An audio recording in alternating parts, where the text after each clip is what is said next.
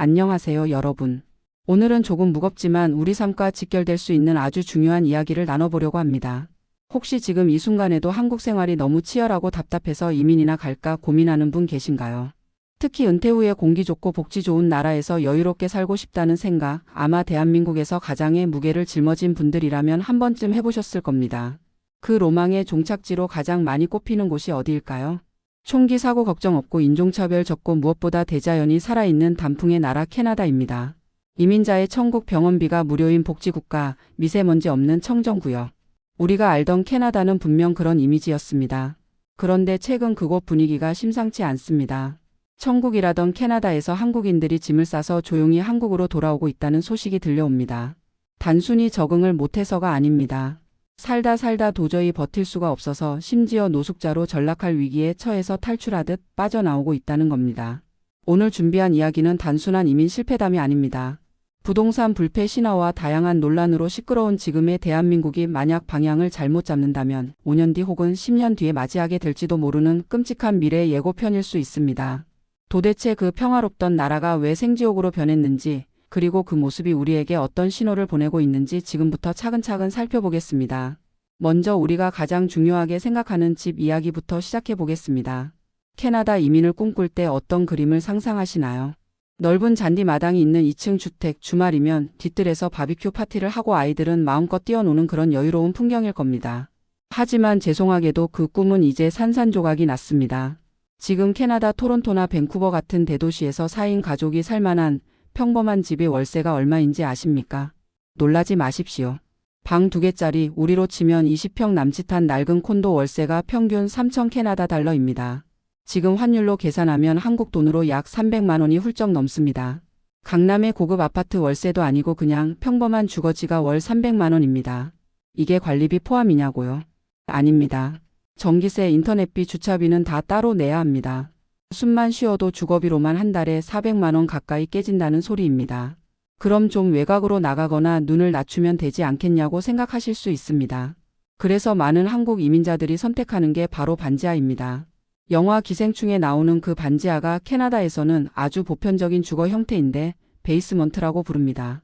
그런데 충격적인 건 이 반지하 쪽방 월세마저도 지금 200만 원을 육박하고 있다는 사실입니다. 한번 상상해 보십시오. 한국에서 번듯한 직장 다니던 가장이 퇴직금 다 털어서 큰 꿈을 안고 이민을 갔습니다. 그런데 현실은 햇빛도 잘 안 들어오는 눅눅한 지하실에서 곰팡이 냄새 맡으며 월세 200만 원을 내고 살고 있는 겁니다. 아이들은 아빠 우리 마당 있는 집은 언제 가라고 묻는데 부모는 대답을 못합니다. 가지고 온 정착금 통장 잔고가 빛의 속도로 녹고 있기 때문입니다. 이게 남의 얘기가 아닌 게 지금 캐나다 중산층이 실제로 무너지고 있습니다. 직업이 있고 매일 출근을 하는데도 집을 못 구해서 차에서 자거나 텐트에서 사는 사람들이 급증하고 있습니다. 이걸 워킹 홈리스라고 부릅니다. 예전엔 노숙자라고 하면 마약 중독자나 정신질환자를 떠올렸지만 지금은 멀쩡한 간호사나 교사, 그리고 이민자들이 공원에서 텐트 치고 잠을 청합니다. 도대체 왜 이렇게 됐을까요? 이유는 아주 간단합니다. 수요와 공급의 균형이 완전히 깨졌기 때문입니다. 캐나다 정부는 경제를 살리겠다며 지난 몇 년간 이민 문호를 활짝 열었습니다. 매년 수십만 명 아니 100만 명 가까운 이민자와 유학생을 받아들였습니다. 사람이 들어오면 경제가 성장하겠지라는 단순한 계산이었을 겁니다. 그런데 치명적인 실수를 했습니다. 사람은 들어오는데 그 사람들이 살 집은 짓지 않은 겁니다. 집을 짓는 속도는 턱없이 느린데 인구는 폭발적으로 늘어나니 집값이 감당할 수 없을 만큼 뛰는 건 당연한 수순입니다. 집주인들은 월세를 50만 원 더 올려도 들어올 사람이 줄을 섰으니 배짱을 부립니다. 이게 횡포가 아니라 일상이 되어버렸습니다. 여기서 한국의 미래가 겹쳐 보이지 않으십니까? 지금 한국도 저출산 해결하겠다며 외국인 노동자를 대거 받아들이려는 움직임이 있습니다. 만약 주거 대책이나 인프라 확충 없이 숫자 채우기식으로 인구를 늘리면 어떻게 될까요? 지금 서울 집값 비싸다고 난리지만 캐나다 꼴이 나면 서울 반지하 월세가 200만 원 되는 건 시간 문제입니다. 우리가 누리고 있는 전세 제도마저 사라지고 100% 월세화가 되면 서민들이 내 집 마련을 위해 밟고 올라갈 사다리는 완전히 걷어차지게 되는 겁니다. 집 문제는 그렇다 칩시다. 몸 건강하면 좁은 집에서도 버틸 수 있다고 위로할 수도 있겠죠. 그런데 진짜 공포는 아플 때 찾아옵니다. 캐나다 이민의 가장 큰 장점 바로 무상의료입니다. 병원비가 공짜다, 수술비가 0원이다. 이거 하나 믿고 가시는 분들 정말 많습니다. 그런데 냉정하게 말씀드리면 캐나다 의료는 무상이 맞습니다. 하지만 의료 서비스 자체를 받을 수가 없습니다. 돈은 안 받는데 의사를 만날 수가 없다는 뜻입니다. 최근 캐나다 현지 뉴스에 나온 실제 사례 하나 들려드리겠습니다. 배가 너무 아파서 응급실에 간 환자가 있었습니다. 한국 같으면 접수하고 30분, 길어도 1시간이면 의사 만나서 링거 맞고 검사할 수 있죠. 캐나다에서는 이 환자가 응급실 대기실에서 무려 20시간을 기다렸습니다. 20시간 동안 식은땀 흘리며 고통 속에 몸부림치다가 결국 의사 얼굴 한 번 못 보고 대기실 의자에서 심정지로 사망했습니다. 이게 먼 과거의 이야기가 아니라 지금 선진국이라는 캐나다에서 벌어지고 있는 실제 상황입니다. 왜 이런 일이 벌어질까요? 바로 패밀리 닥터, 즉 주치의 제도 때문입니다. 캐나다는 전문의를 만나려면 1차 병원인 주치의의 소견서가 있어야 합니다. 그런데 지금 캐나다 국민의 상당수가 주치의가 없습니다. 의사 수가 절대적으로 부족하기 때문입니다. 주치의가 없으면 갈 곳은 응급실이나 워크인 클리닉뿐인데 거기는 이미 환자들로 인산인해를 이룹니다. 암 같은 중증 질환에 걸리면 어떻게 될까요? 한국은 암 진단받으면 최대한 빨리 수술 날짜를 잡아줍니다. 캐나다에서는 수술 대기가 6개월 이상 밀려 있다는 통보를 받기 일쑤입니다.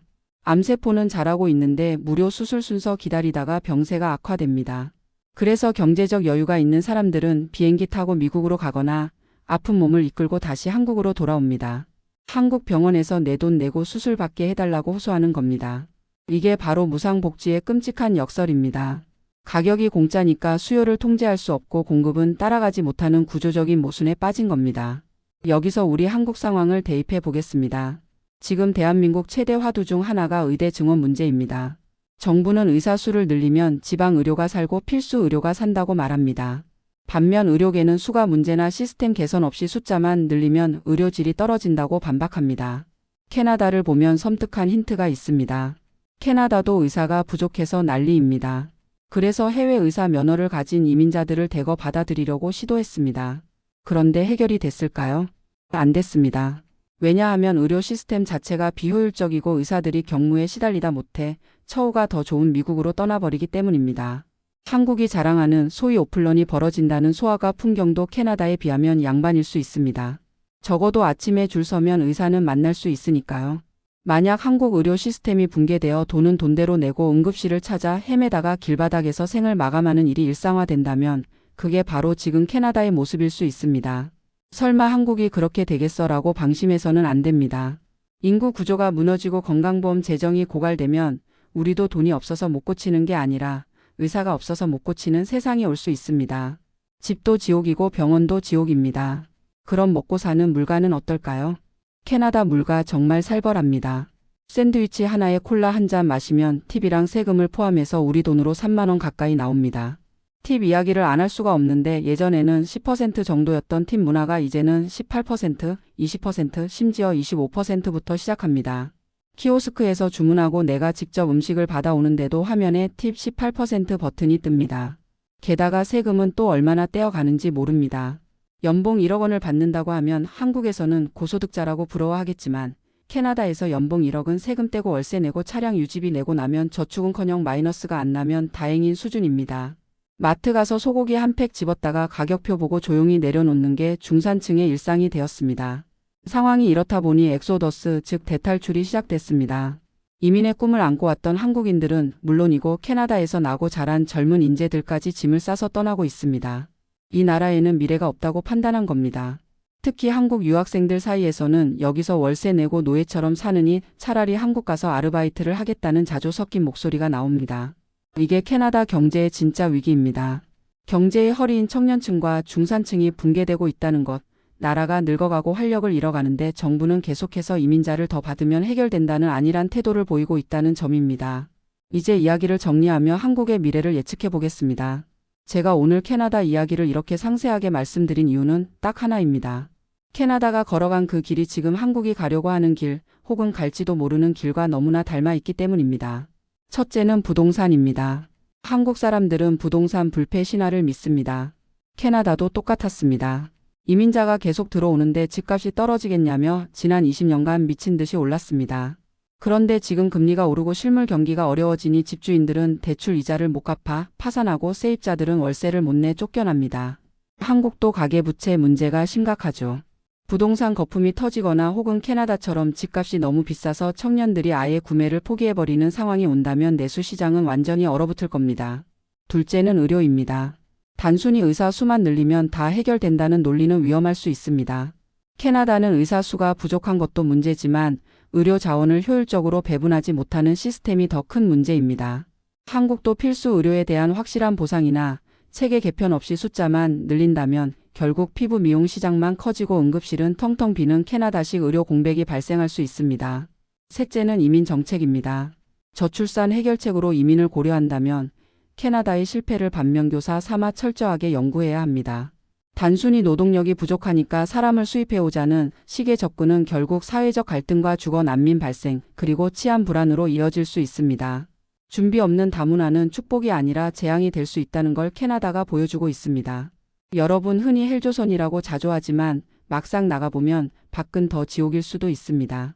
응급실 가면 30분 만에 전문의를 만나고 밤 12시에도 안전하게 배달 음식을 시켜 먹을 수 있고 지하철이 깨끗하고 적어도 월세 300만 원까지는 안 내도 되는 나라.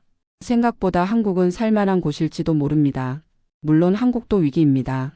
인구가 줄고 지방이 소멸하고 경제 성장률이 떨어지고 있습니다. 하지만 적어도 캐나다라는 선례가 우리 앞에 있습니다. 저렇게 하면 어려워지는구나라는 것을 생생하게 목격하고 있습니다. 그러니 지금 당장 막연하게 이민이나 가볼까 하는 도피 심리는 잠시 접어두시는 게 좋습니다. 대신 냉정하게 현실을 직시해야 합니다. 내 자산을 어떻게 지킬 것인가? 한국의 부동산 시장이 요동칠 때 나는 어떤 선택을 해야 하나? 의료 시스템이 변하기 전에 내 건강은 어떻게 챙길 것인가를 고민해야 할 때입니다. 특히 2030 청년 여러분, 그리고 아이 키우는 부모님들은 환상을 걷어내고 팩트를 보셔야 합니다. 해외 나가면 아이들 영어 실력은 늘겠지만 그 아이가 아팠을 때 병원도 제때 못 가고 나중에 커서 월세 내느라 허덕이는 삶을 살게 하고 싶지는 않으실 겁니다. 지금 한국인들이 캐나다에서 짐을 싸서 돌아오는 이유, 그 처절한 생존 본능을 우리는 읽어야 합니다. 그들은 깨달은 겁니다. 내가 살던 곳이 천국은 아니었어도 최소한 사람답게 살 수 있는 곳이었구나라는 사실을 말입니다. 앞으로 한국 경제가 캐나다를 따라갈지 아니면 새로운 돌파구를 찾을지 계속해서 지켜봐야 할 일입니다. 여러분도 깨어있는 눈으로 이 혼란한 경제 상황을 주시하시기 바랍니다. 혹시 호주나 뉴질랜드는 괜찮지 않을까 생각하시는 분들도 계실 텐데 그곳의 부동산과 물가 이야기도 기회가 되면 자세히 다뤄보도록 하겠습니다. 오늘 이야기가 여러분의 미래 설계에 조금이라도 도움이 되었기를 바랍니다. 낭만적인 이민 광고 뒤에 숨겨진 차가운 현실을 절대 잊지 마십시오. 오늘 준비한 내용은 여기까지입니다. 들어주셔서 감사합니다.